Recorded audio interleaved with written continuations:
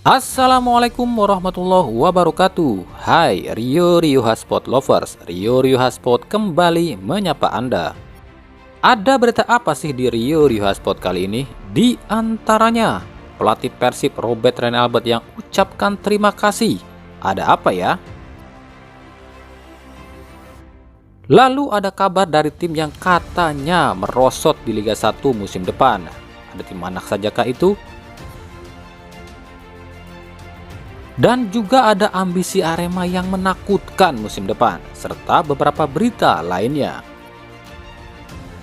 Untuk lebih lengkapnya kita akan bahas sama-sama di channel ini. Tapi seperti biasa sebelum kita bahas semuanya, saya tetap mohon dukungannya untuk channel ini agar terus berkembang dan bisa memberikan berita-berita informatif yang semoga saja bermanfaat untuk kita semua dengan cara klik subscribe, aktifkan juga notifikasi loncengnya, like, share, dan juga komen. Dan inilah Rio Hotspot selengkapnya.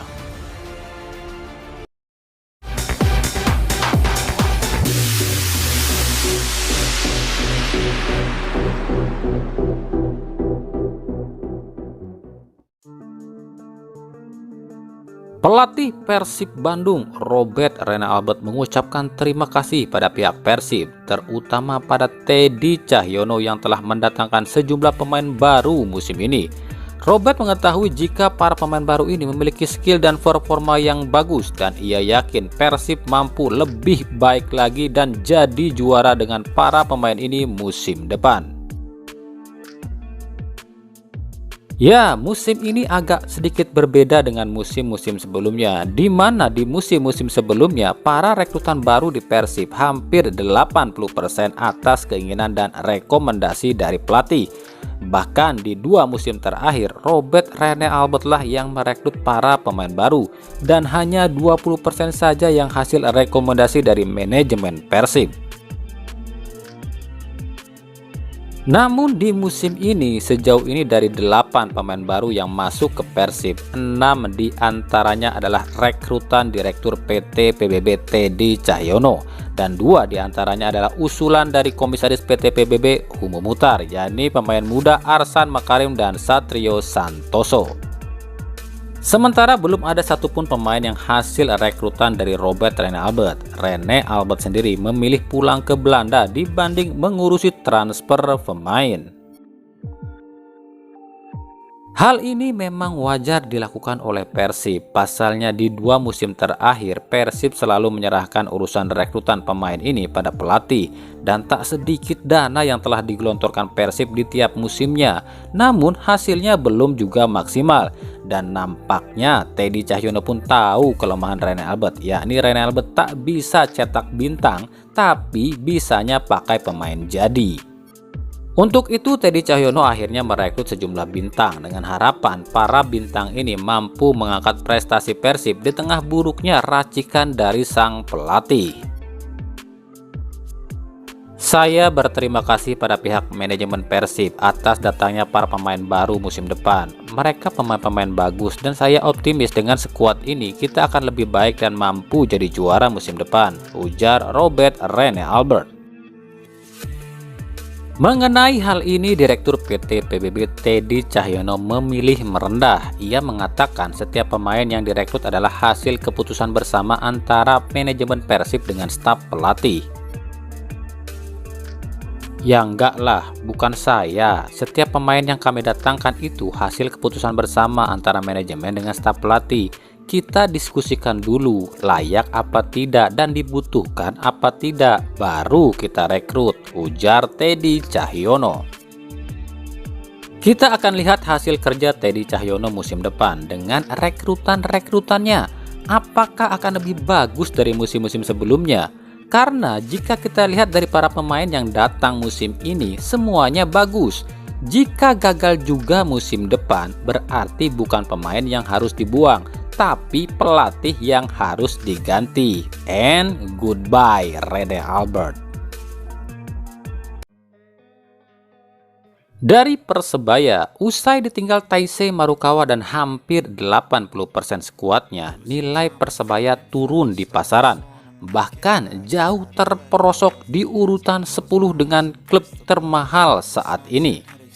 Persebaya memang sejauh ini belum umumkan 3 pemain asing barunya, dan ini yang membuat harga pasar Persebaya turun. Bahkan harga saham Persebaya turun drastis hingga 50%.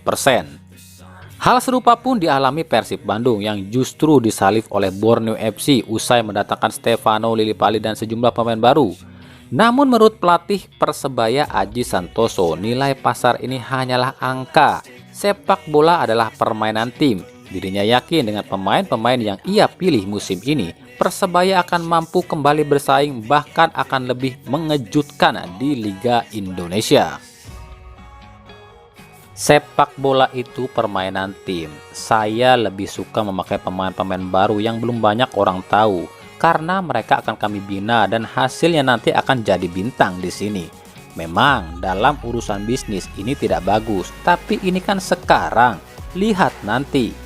Para pemain ini akan jadi bintang di sini dan akan jadi buruan tim-tim lain nantinya, dan harga pun pasti akan melejit. Ini yang sedang kami upayakan, ujar Aji Santoso.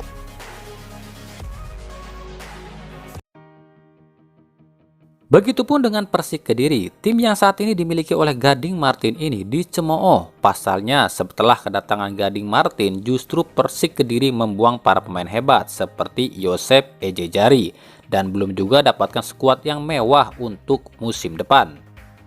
Mengenai hal ini, pelatih Javier Roca mengatakan jika Persik Kediri bukanlah Real Madrid yang berlimpah dana dan mampu beli pemain manapun. Kami bukanlah Real Madrid yang kaya raya yang mampu beli pemain manapun.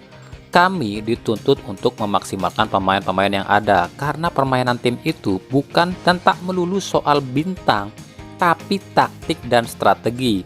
Tim yang berlimpah dana pun belum tentu jadi juara. Semua kembali pada strategi, ujar Javier Roca.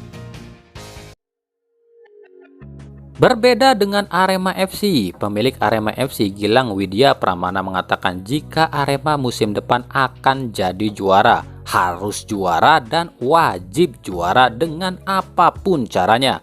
Bahkan jika perlu Arema akan datangkan bintang-bintang dunia untuk mewujudkan itu.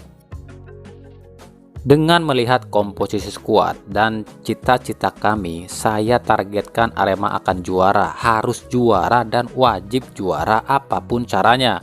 Kalau perlu saya akan datangkan bintang-bintang dunia. Itulah target kami di musim depan dan harus terrealisasi, ujar Gilang Widya. Lalu apa yang akan dilakukan Gilang Widya? Dengan harta yang berlimpah, segala sesuatu bisa saja dilakukan olehnya, baik yang bersifat positif maupun negatif. Ini sih ngeri, jika orang kaya udah bilang kayak gitu, pasti ada yang nggak beres nih musim depan. Dari Persikabo, pelatih Jajang Nurjaman membantah akan datangkan ex-gelandang Persib Omid Nazari. Menurut Janur, pemain asing Asia Persikabo adalah asal Jepang dan tengah lakukan negosiasi. Janur sendiri tak menyebutkan identitas pemain ini, namun menurut Janur, pemain ini pernah bermain di Liga Thailand dan Liga Singapura dan saat ini main di Liga Serbia.